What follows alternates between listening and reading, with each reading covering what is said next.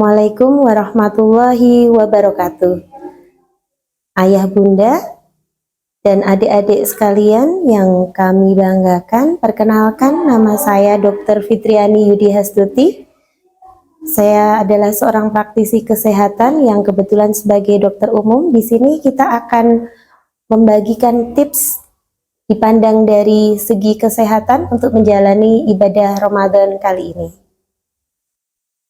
Jika kita mendengar kata puasa, apa yang terpikirkan di dalam pikiran ayah, bunda, dan adik-adik sekalian? Mungkin yang pertama kita perlu sadari adalah manfaat dari ibadah puasa Ramadan itu sendiri. Ibadah puasa Ramadan, seperti yang kita ketahui, puasa itu membawa beberapa manfaat. Di antaranya, yang pertama, untuk mengistirahatkan beberapa organ tubuh yang ada di dalam tubuh kita. Misalnya, ada organ pencernaan dan juga beberapa organ yang menyangkut metabolisme. Dengan kita berpuasa selama 12 sampai dengan 13 atau 14 jam, maka ada fase mencerna sehingga mengaktifkan organ-organ pencernaan dan organ-organ metabolisme yang terkait. Lalu kemudian ada juga fase istirahat. Nah, di situ kesempatan untuk sel-sel dalam organ tubuh kita meregenerasi dan bisa berfungsi maksimal kembali ketika melakukan aktivitas berikutnya. Yang kedua, fungsi dari puasa Ramadan adalah untuk mengurangi berat badan dan juga untuk menstabilkan metabolisme tubuh.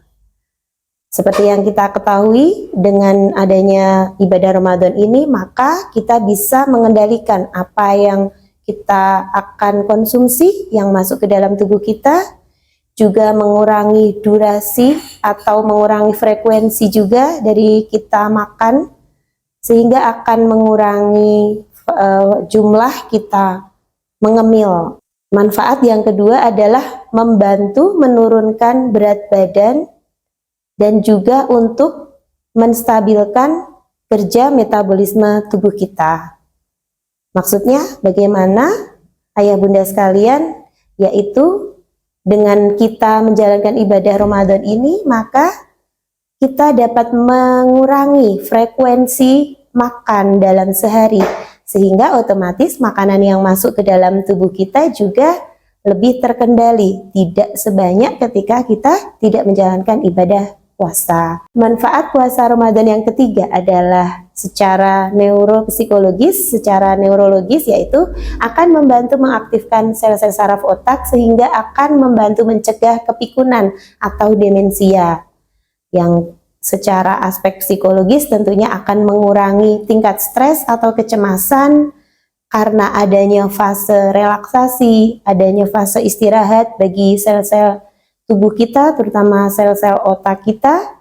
Terus kemudian juga puasa ikut membantu kerja dari hormon-hormon mengurangi stres. Manfaat ibadah puasa Ramadan yang berikutnya adalah membantu menurunkan kadar kolesterol darah dan kadar gula darah.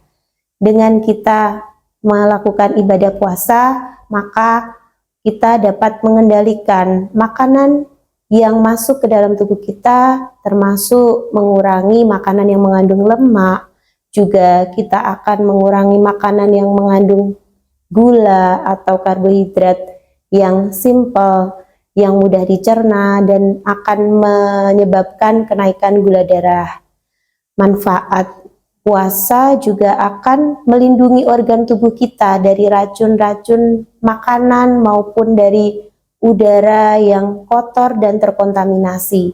Dengan kita melakukan ibadah puasa Ramadan, dengan makan yang teratur pada saat sahur dan berbuka, serta adanya fase istirahat, maka akan memberikan kesempatan kepada tubuh kita untuk melakukan metabolisme secara teratur dan juga melakukan detoksikasi ketika ada fase relaksasi atau istirahat dari organ-organ pencernaan.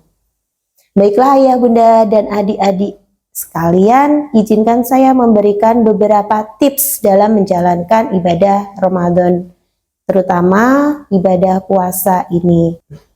Yang pertama adalah bagaimana kita menjaga pola makan, asupan makanan yang kita butuhkan dalam satu hari berpuasa, yaitu makanan atau sumber nutrisi yang kita butuhkan selama kita menjalani puasa Ramadan 12 sampai dengan 14 jam adalah sebaiknya kita membagi sumber nutrisi tersebut ke dalam 4 porsi. Porsi yang pertama pada saat kita menjalankan sahur. Porsi yang kedua pada saat kita menjalankan buka puasa. Porsi yang ketiga pada saat kita melakukan makan malam. Dan porsi yang keempat adalah saat selingan malam, biasanya dilakukan setelah menjalankan ibadah sholat tarawih. Tips yang kedua adalah dengan menjaga pola makan pada saat sahur dan berbuka. Bagaimana caranya? Yang pertama bisa dilakukan dengan memastikan apa yang kita makan sudah mengandung gizi yang seimbang. Apa saja ayah bunda dan adik-adik sekalian yang dimaksud dengan gizi seimbang?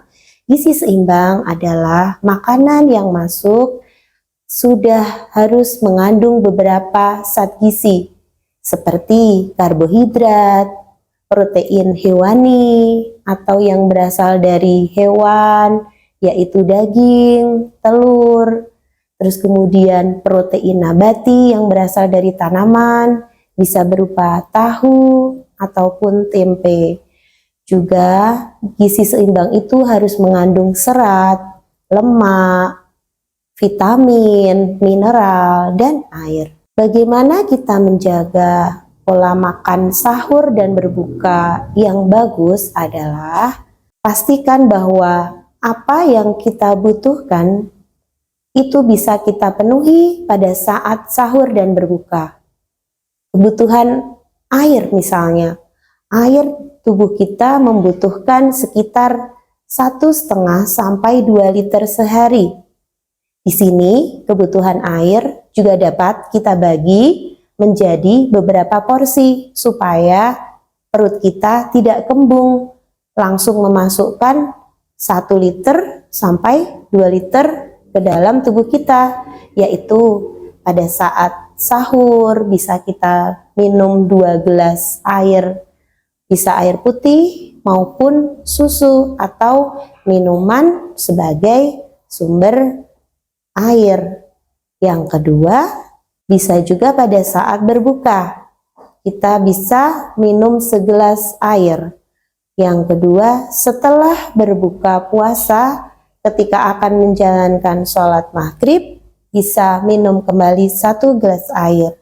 Setelah itu, pada saat kita makan besar, kita bisa minum 2 gelas air. Dan ketika selesai sholat tarawih, kita minum kembali 1 gelas air, dan sebelum tidur, kita minum kembali 1 gelas air. Selain kebutuhan air, kita juga memerlukan kebutuhan protein. Protein dalam tubuh ini fungsinya untuk apa ayah bunda dan adik-adik sekalian?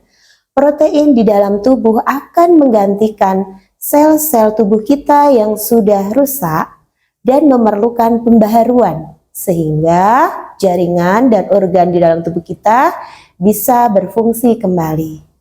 Dari mana kita dapatkan protein? Seperti yang sudah saya sampaikan tadi, protein ada 2, yaitu prohe atau protein hewani, bisa diambil dari daging. Daging di sini bisa daging ayam maupun daging sapi atau dikenal dengan daging merah. Bisa juga berasal dari telur atau olahan lainnya seperti keju maupun susu. Kemudian protein berikutnya adalah protein nabati yang didapat dari tanaman. Biasanya kita peroleh dalam bentuk tempe dan tahu. Untuk mengolahnya selama bulan puasa ini dianjurkan untuk mengurangi dalam bentuk gorengan, karena gorengan akan menimbulkan rasa haus dan pencernaannya lebih lama. Sehingga disarankan protein ini disajikan dalam bentuk sup, atau olahan yang direbus atau dimasak dengan kuah. Tips untuk menjaga pola makan sahur dan berbuka berikutnya adalah